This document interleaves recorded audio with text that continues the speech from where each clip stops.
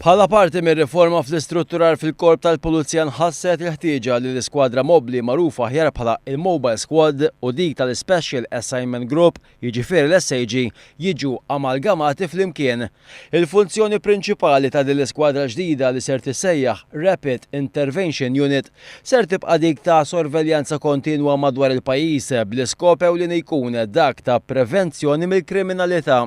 Din l-iskwadra se tkun attrezzata kemm b'apparat u anke b'nies imħarġa apposta bl-iskop li tkun tista' tintervjeni għal kull eventwalità li tvarja minn serqa bl-armi tan-nar sa anke rvellijiet. Biex dil-mira tkun tista' tintlaħaq ġew riveduti żewġ shifts differenti li kienu joperaw bihom iż-żewġ skwadri biex bekk jiġi introdott shift ġdid li jkun jagħmel iktar sens fl-għaqda bejn iż-żewġ sezzjonijiet. Dan ix-shift il-ġdid se jkopri fih ukoll perjodu adekwat dedikat għat-taħriġ bilan li l-membri ta' din l-iskwadra ġdida jkollhom taħriġ kontinwu f'diversi oqsma speċjalizzati.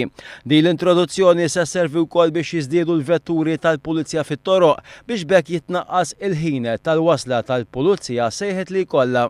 Il-pulizija se tkun qed tagħti aktar informazzjoni waqt konferenza tal-aħbarijiet il-ħamis dwar din l-amalgamazzjoni li mistennija tidħol fis-seħħ fil-ġranet li ġejjin.